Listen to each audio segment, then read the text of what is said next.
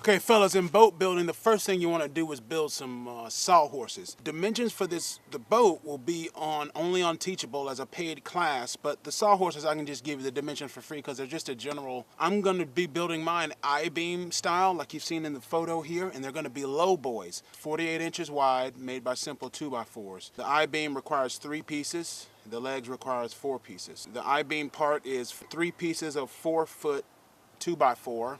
The legs are made from 2 feet of 2x4. I'll try to put the dimensions in the description, so check the descriptions, okay? 3.5-inch deck mate deck screws. They come with a torque drill thingy.